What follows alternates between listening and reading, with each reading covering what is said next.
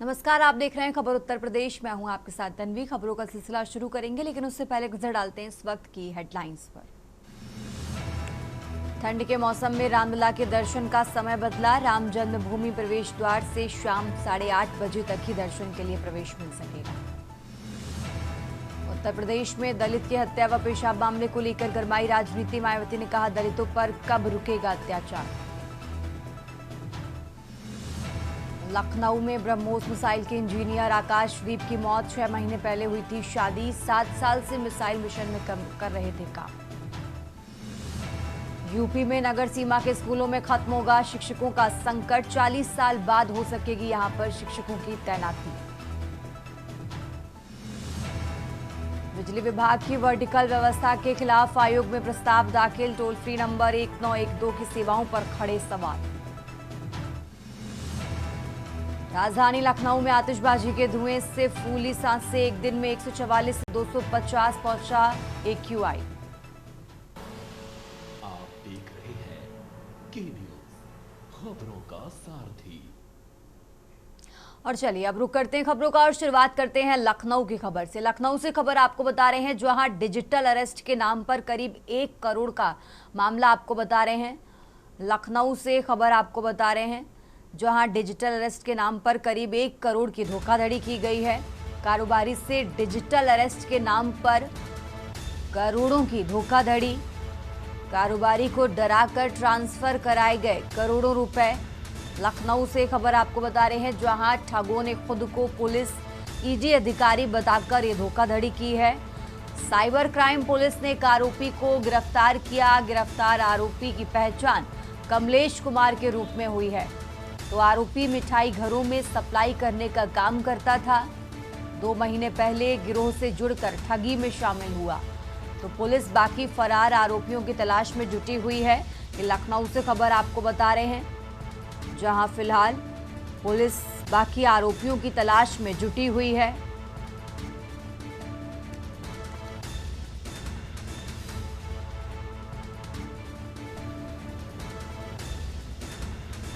तो digital arrest के नाम पर करोड़ों की धोखाधड़ी की गई। फिलहाल पुलिस ने एक आरोपी को गिरफ्तार कर लिया है।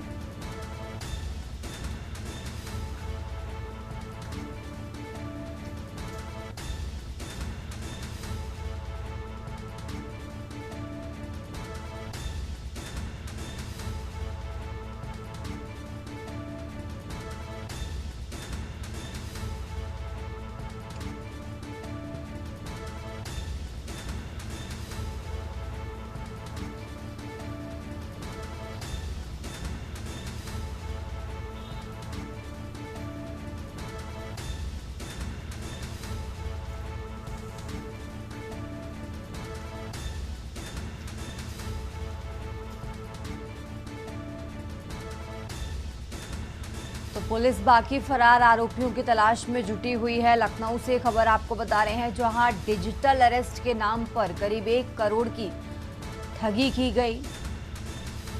डिजिटल अरेस्ट के नाम पर 1 करोड़ की धोखाधड़ी। फिलहाल पुलिस ने इस मामले में एक आरोपी को गिरफ्तार कर लिया है और बाकी फरार आरोपियों की तलाश में पुलिस जुटी हुई है। आगे बढ़ते हैं खबरों में। खबर लखनऊ से है, जहां बिल्डिंग में आग लगने से हड़कंप मचा है। दमकल कर्मी आग बुझाने में जुटे। बिल्डिंग से सभी को सुरक्षित बाहर निकाला गया। आलमबाग क्षेत्र के मवैया में बिल्डिंग में आग का ये मामला आपको बता रहे हैं। तस्वीर आपको टीवी स्क्रीन पर दिखा रहे हैं, जहां फिलहाल बिल्डिंग से सभी को सुरक्षित बाहर निकाला गया है। तो आलमबाग क्षेत्र के मवैया में बिल्डिंग में आग का ये मामला। लखनऊ से खबर आपको बता रहे हैं, जहां आग लगने से हड़कंप मचा। तो दमकल कर्मी आग बुझाने में जुटे। फिलहाल सभी को बिल्डिंग से बाहर सुरक्षित निकाला गया।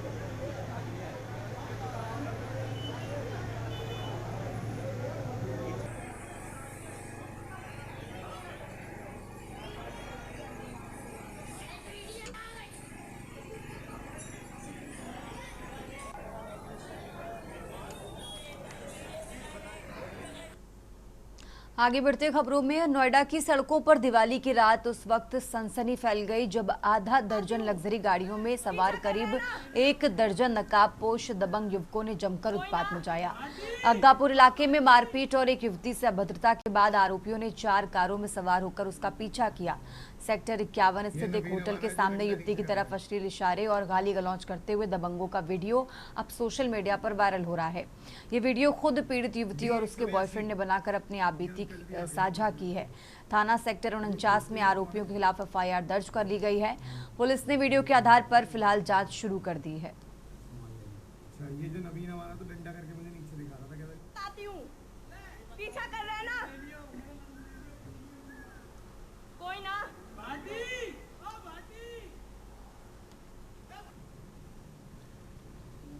दिवाली की रात 2 बजे में खाना लेने गया था अग्गापुर।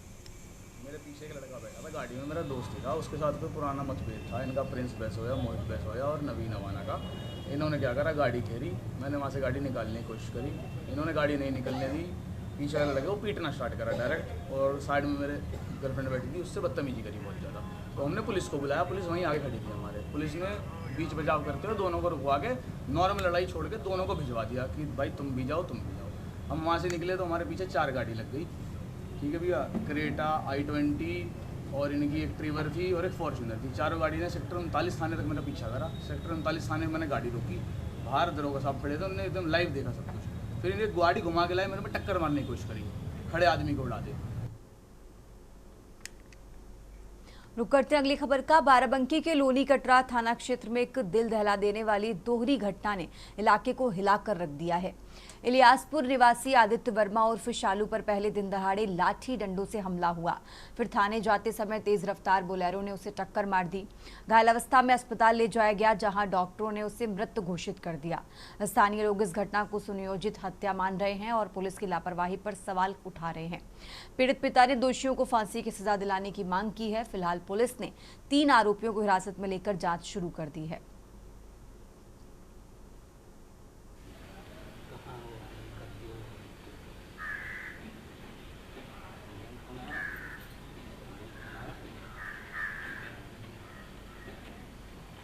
कहीं ना हुआ हो नहीं।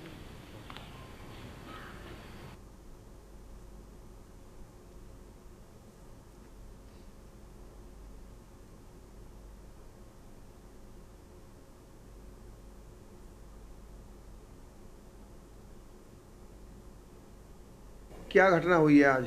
आज हमारी ज़मीन पे झगड़ा, इन ज़बरदस्ती ट्रैक्टर चला रहे थे हम।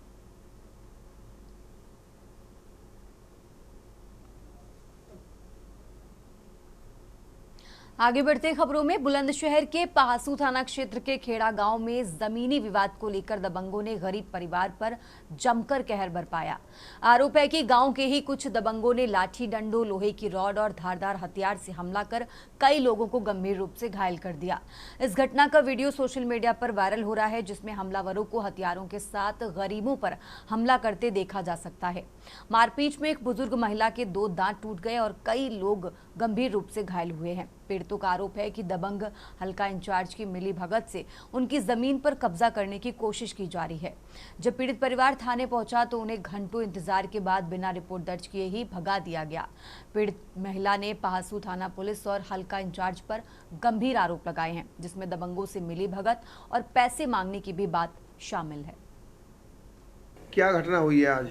आज हमारी ज़मीन पे झगड़ा, इन ज़बरदस्ती ट्रैक्टर चला रहे थे हम। वहाँ पे रुकवाने गए तो मेरी सास के और मेरे देवर को बहुत हाथापाई भाई, मेरे लड़कों को चोट लगी है। और हम थाने लेके गए तो थाने वाले ने कोई सुनवाई ना करी। दूसरी पार्टी सवेरे ही पैसा दे गई है और हमारी बुढ़िया के ना 2 दांत टूट गए अंदर ना, वो रोड फोड मार ली। पावरों कहीं पे कुछ है, कहीं पे कुछ, पावरों रोड फायर भी भाई हमारे। और नदी के पास गए, वहाँ हल्का इंचार्ज है, उन्होंने कही कि सुबह वो लिखवा गए और कुछ खर्चा पानी दो, 20-25 हज़ार रुपये तो हम तुम्हारी सुन लेंगे। और अब खबर अमरोहा से है, जहां हसनपुर कोतवाली क्षेत्र के गांव गुलामपुर मार्ग स्थित तीसरे मील के पास दिन दहाड़े पाउडर और केमिकल मिलाकर नकली पनीर बनाए जाने का सनसनीखेज मामला सामने आया है।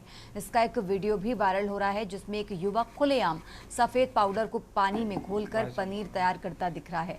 वायरल वीडियो में साफ देखा जा सकता है कि मिलावटखोर स्वास्थ्य से खिलवाड़ करते हुए बड़ी मात्रा में नकली पनीर बना रहे हैं। ये घिनौना काम मुख्य मार्ग के किनारे चल रहा था।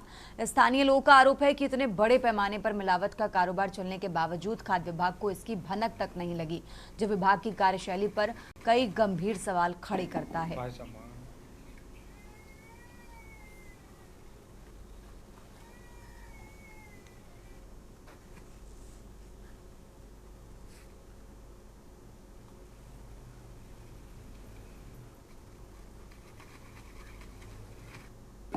भाई सामान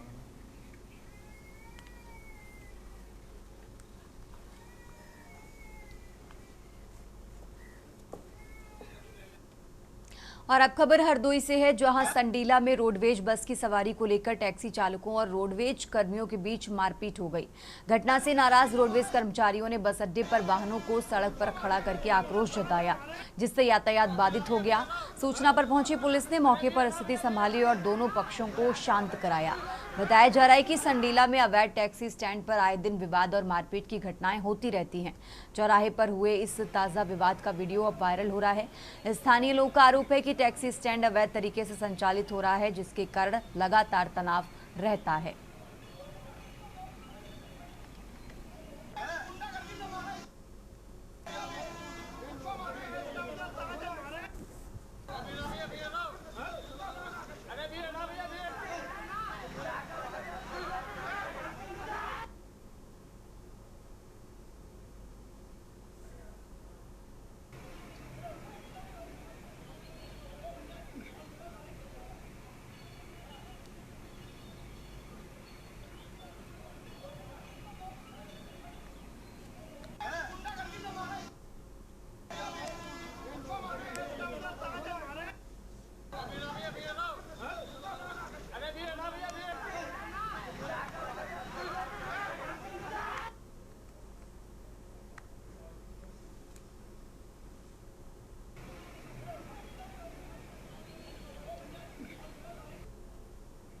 और अब खबर सहारनपुर से है, जहां पंजाब के पूर्व डीजीपी मोहम्मद मुस्तफा के बेटे अकील की मौत के मामले में हर दिन नए खुलासे हो रहे हैं। अब खुद मुस्तफा सामने आए हैं और बेटे की मानसिक स्थिति, उसके पुराने बर्ताव और परिवार पर लगे गंभीर आरोपों को लेकर बयान दिया है। उन्होंने कहा कि उनका बेटा मानसिक रूप से बीमार था और बीते कई सालों से उनका पूरा परिवार उसकी वजह से परेशान था। मुस्तफा ने बताया कि उनका बेटा अकील साल 2024 में पूरी तरह साइको हो गया था। उसकी मानसिक हालत इतनी बिगड़ चुकी थी कि उसे खुद ये समझ नहीं आता था कि वो क्या बोल रहा है और क्या कर रहा है। उन्होंने कहा कि अकील ने एक वीडियो में ये तक कह दिया कि हमारी औरतें यानी मेरी पत्नी, बहू और बेटी कोठा चलाती हैं। वो कहता था कि हमारे घर में जो भी सियासी लोग आते हैं, हम उन्हें अपनी औरतों को ऑफर करते हैं। सोचिए, कोई पिता इस तरह की बातें कैसे सह सकता है। पूर्व डीजीपी ने बताया कि बेटे की मानसिक हालत की वजह से उन्होंने कई बार उसके स्कूल और यूनिवर्सिटी तक बदलवाए। उसने कई बार पुलिसकर्मियों पर हाथ भी उठाया। मामले को रफा दफा करने के लिए डीजीपी रहते हुए मुस्तफा ने सिपाही रैंक के पुलिसकर्मियों से माफी मांगी। उन्होंने कहा कि मैंने अपने घर की इज्जत बचाने के लिए कई बार मामले को दबाया।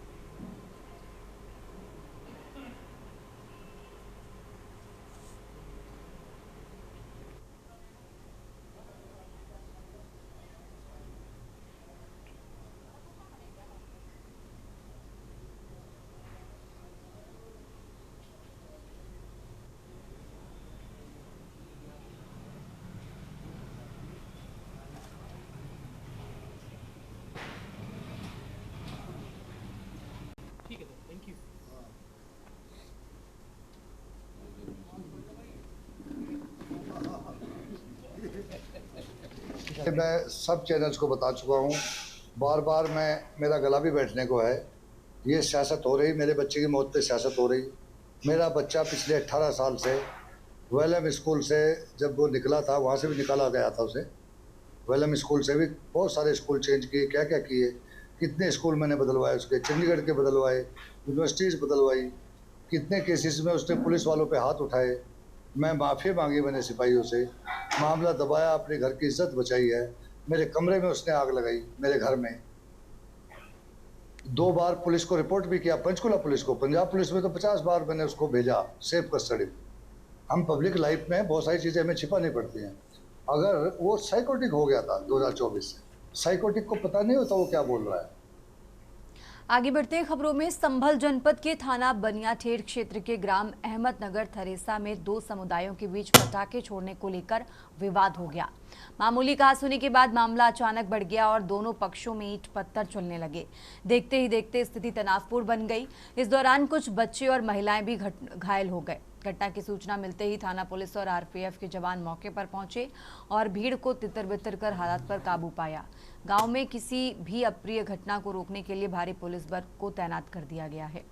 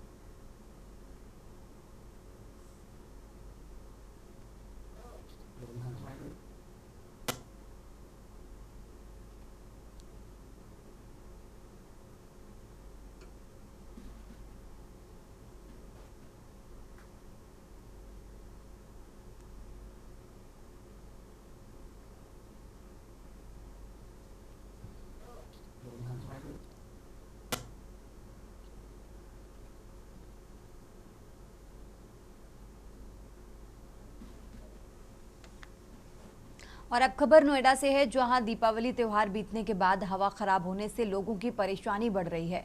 वातावरण में वाहनों के साथ खुला पटाखों का धुआं और मौसम सर्द होने के साथ बड़ी धुंध राष्ट्रीय राजधानी क्षेत्र के लिए एक बार फिर वायु प्रदूषण की समस्या को गंभीर बना रही है। क्षेत्र की वायु गुणवत्ता बेहद खराब स्तर पर पहुंचने से लोगों को सांस लेना मुश्किल हो रहा है। जिला अस्पताल के सीएमएस अजय राणा ने लोगों को घरों से बाहर निकलते समय मास्क इस्तेमाल करने की सलाह दी है और कहा कि प्रदूषित हवा बच्चों, बुजुर्गों और सांस रोगियों के लिए हानिकारक हो सकती है।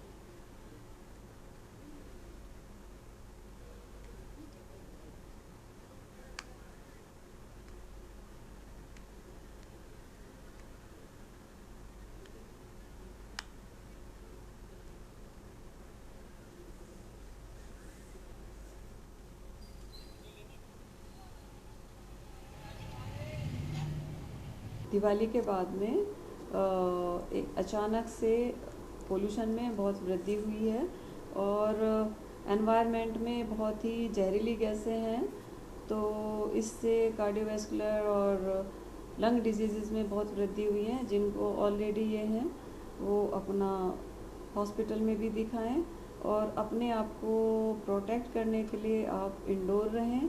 अगर आप घर से बाहर निकलते हैं तो आप एक मास्क का इस्तेमाल करें और अगर मास्क नहीं भी है तो आप नाक को और मुंह को कवर करके निकलें। और अब खबर ललितपुर से है, जहां पाली थाना क्षेत्र के सिमरधा गांव में अवैध शराब की बिक्री जारी है। कम कीमत पर उपलब्ध हो रही कच्ची शराब से युवाओं में नशे की लत बढ़ती जा रही है। गांव की महिलाओं में अवैध शराब कारोबार को लेकर नाराजगी है। महिलाओं के मुताबिक सुबह से युवा पीढ़ी शराब पीना शुरू कर देती है, जिससे आपसी लड़ाई झगड़े आम बने हैं। नशेबाजी का विरोध करने पर घर में पत्नियों के साथ भी मारपीट करते हैं।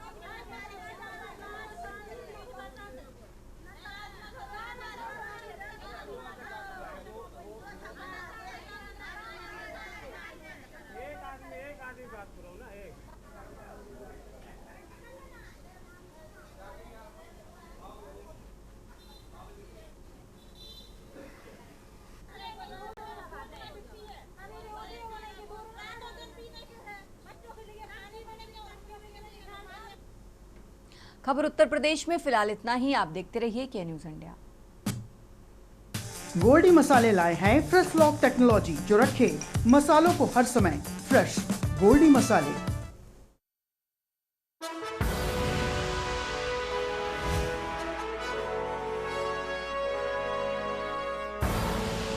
आप देख रहे हैं के न्यूज, खबरों का सारथी।